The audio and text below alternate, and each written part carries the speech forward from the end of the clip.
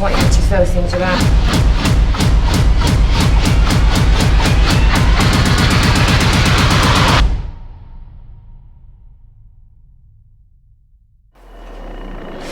I need food to move back, please, while I release him out.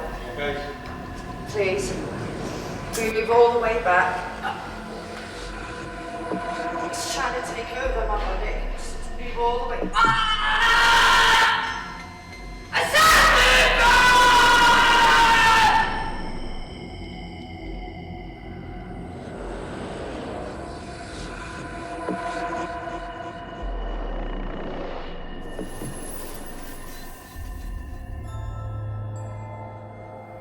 The following program has been filmed for your entertainment. However, viewers may find some scenes disturbing.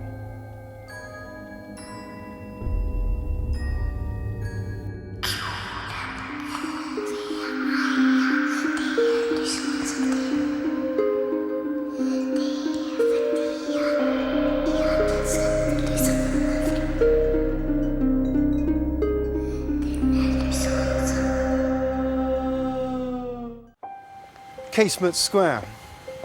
It was refurbished a few years ago and it's become a place of great celebration. Thousands gather here every year. But Casemates Square also has a gruesome past. This week on the Ghost Trail, Casemates Square.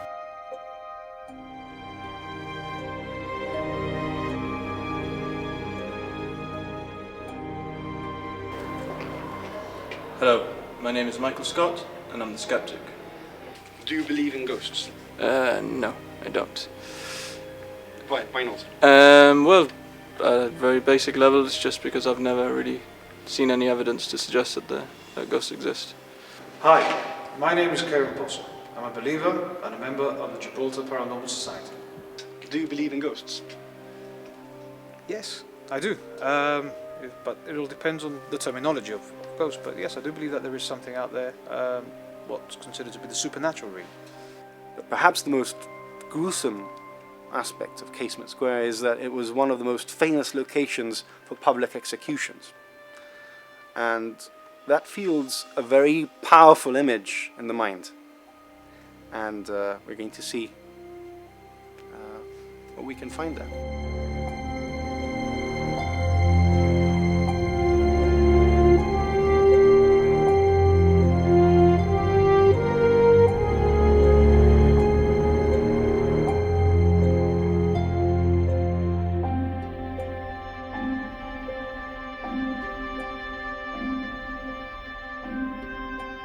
The last public ones, certainly on Casemates, would have been in the 19th century.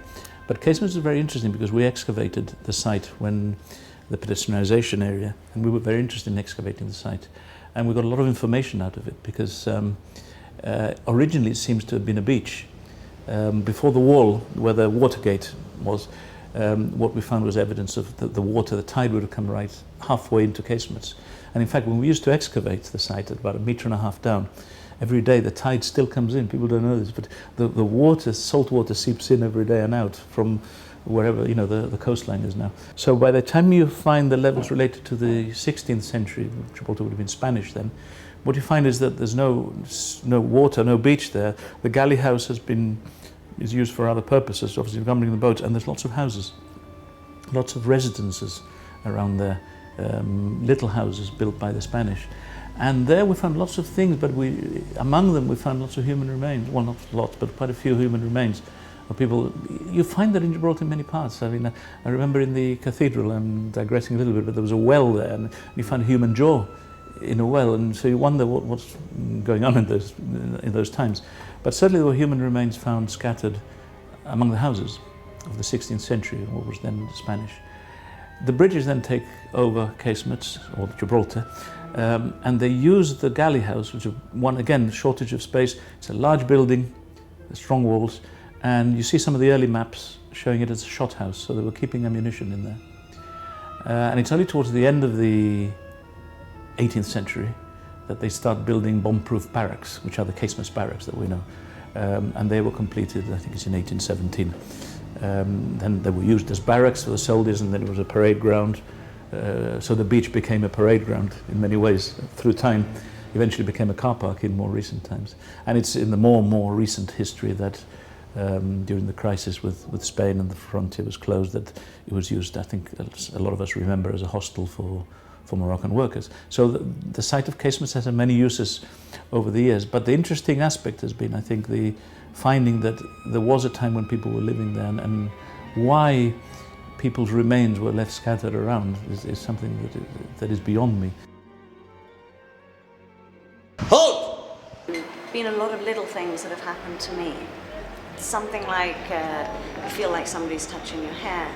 You have that feeling that someone's at the end there, and that uncomfortable, heavy feeling you're being watched. That's happened a lot. On one occasion, I remember I was locking the back door, and we tend to stay two members of staff in the restaurant. You never stay on your own. But this member of staff was waiting for me to lock up. They were sat right at the front, by the front door. I was right down the end, locking up. And I heard someone speak to me very clearly as I was locking up. And I thought it was the person at the front. So I turned around and I checked with him and I said, yeah, I'm coming now. He said, but I didn't say anything. I said, but did you hear that? He says, actually I did. What was it? I thought it was you speaking to me. I said, I wasn't speaking to you. I thought you were speaking to me. And it was that clear. That was one little story. I mean, other stories from members of staff have been things like whoever it is, and we've had someone check it out, tends to like the women. And they've often gone into the toilets late at night to get changed, and they've heard their name being called, or the light has gone off and on. People that are working in the kitchen, often just doing their own thing, and then suddenly something will drop from one of the shelves when everything is quite sturdy there for obvious reasons, because you've got your health and safety going on. So lots of little things going on all the time like that, and it kept coming back, my own plus others in the area. And shortly after the British captured Gibraltar, there was a plot. Gibraltar was not as glamorous as it is today. I mean, people used to die of the plagues. There was yellow fever, dysentery, cholera, all these things, and people used to die like flies. The military that was stationed here didn't like the place either. It was very hot and not very comfortable. And there was a plot by a regiment to kill the governor, get the money, and run off to Spain. You know, a mutiny. And it was found out, and a couple of the ringleaders were executed. They were flayed, that means they were skinned, and their skins were nailed to the two doors at Lamport, there, for everybody to see. Because remember, it was the only entrance to Gibraltar, so if you were coming into Gibraltar, look what's going to happen to you if you don't behave.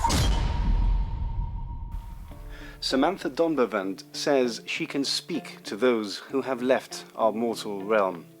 However, she has never been to Gibraltar before, she doesn't know where we're taking her, and she hasn't done any prior research. It was a challenge. I wanted to, for me, show people that there's more than we are aware and more that we see.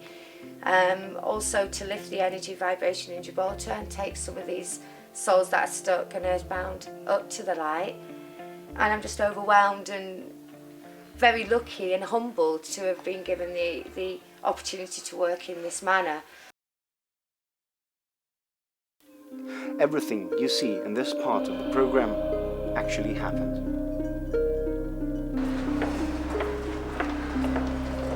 So this is Casemates Square. The energy of shipping things secretly, shipping fine things of money, jewellery, boat, and quite a commanding man. On the right-hand side, there's something quite significant with the right-hand side here. The ships, the boats coming across, and this place here on the left, as I'm working on the left-hand side here, the castle. Right, so there's a link with that and this area on the right-hand side with the boats and things coming in and out.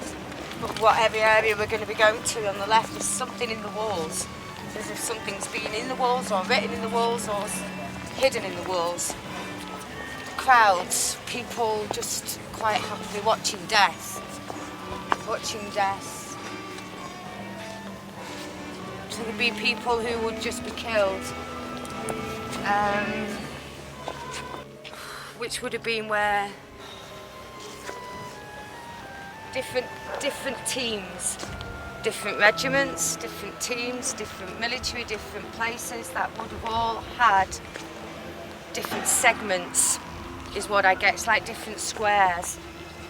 It's like a compartment of people. All, each corner is representing each.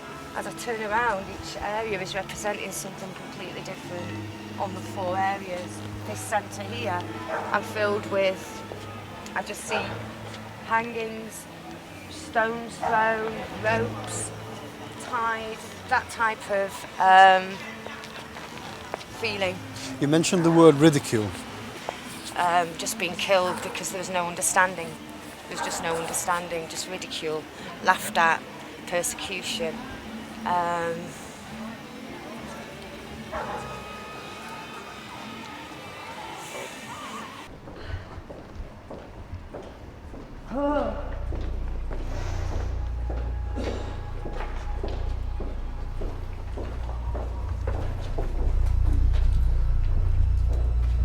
War, bangs.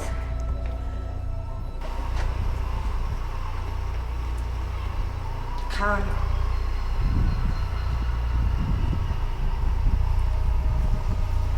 Soul of what?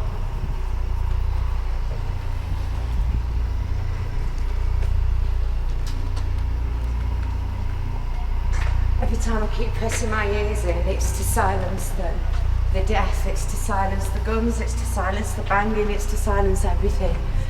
That's all I want is the silence. We're standing meters away from Grand Battery, Where's that? What is that? just over the small And it is. gun batteries. Okay. It's like a slow death because you can't hear anything. Just can't hear anything. And it's got so many of them like this. For months, so many of them were just like this.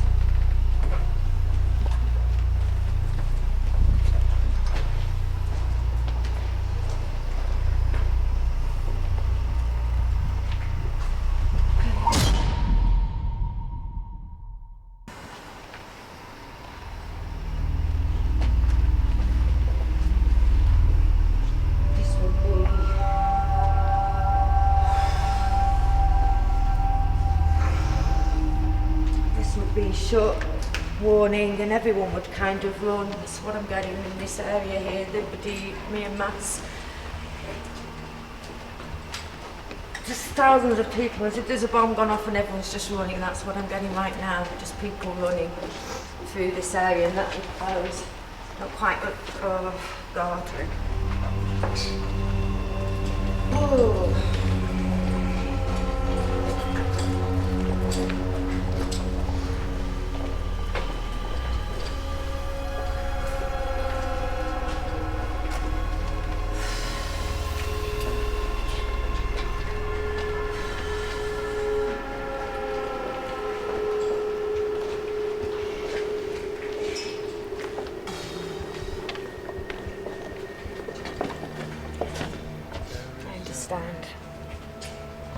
I understand this will be going up and drawing and... There is something quite significant that's happened, and it has to do with the doors. Yeah, I would imagine I felt something in the doors or on the doors. I'm not quite sure. Can you say that again? I felt something in the doors or on the doors. On the doors. As I was coming, just stepping there, I felt something in the doors or on the doors. But there's something in there and I don't... I'm trying to get information and they're not really forthcoming with it.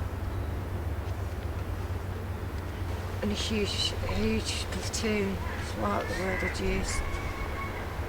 I don't know if I'm accurate, but it just seems like a huge platoon of people, like a huge... Army seems a silly word, but just a huge brigade is the word I'm probably looking for.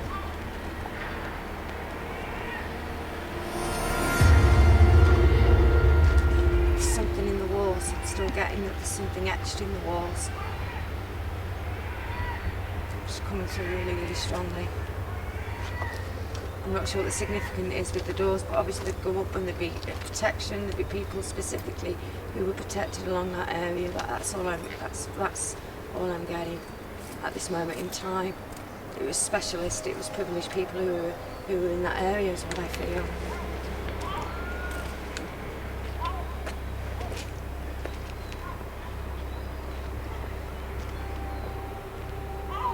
When you say something etched, could it have been written down officially as a sign? There's things that are written within, sacred things, there's things that are written within, but there's also things that were just written. This again, I'm getting in ears. It was as if they had to take the mind off something, a way of taking some of this because they couldn't hear, so there was something else that they had to do.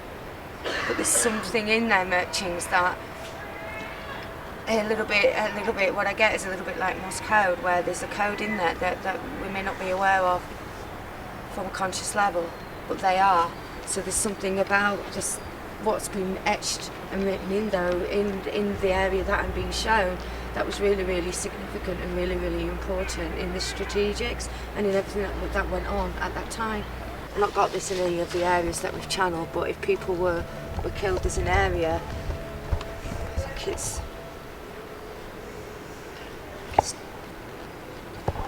energetically I'm seeing it in the area just to the right. This is stuff.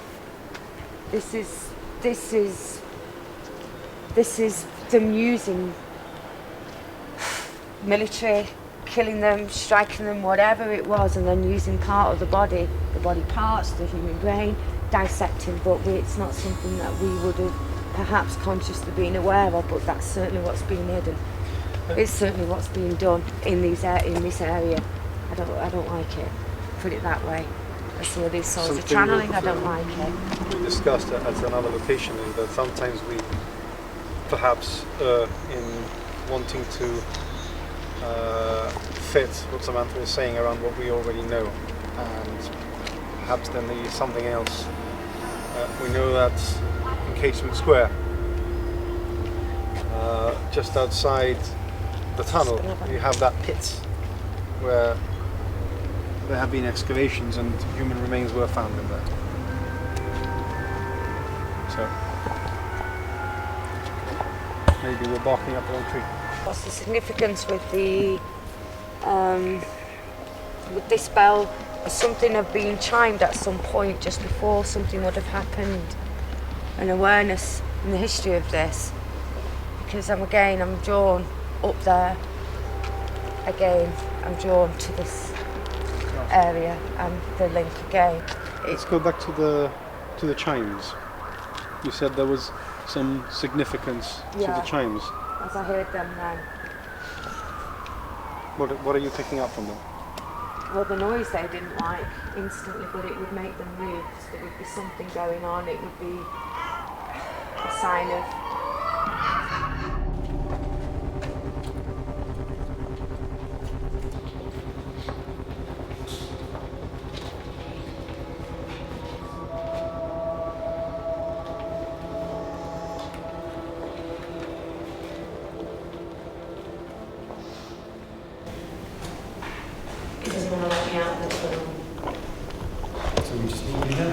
so I'm going to release him and come out, but I have to do it in a way.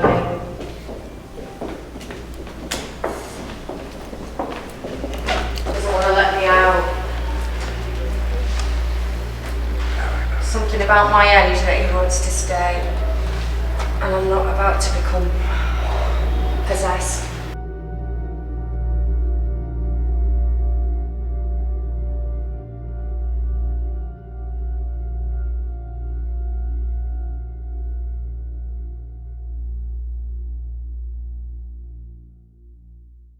What is it you want to let me release? This isn't your body, it's not your rightful body.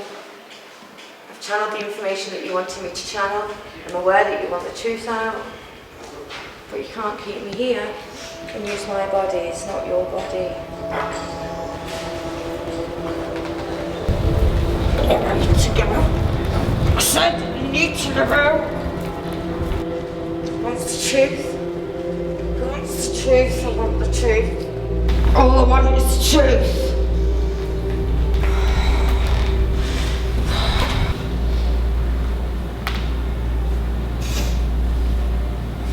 I want you guys to just move back, please, while I release him out. It's making me feel very, very uncomfortable.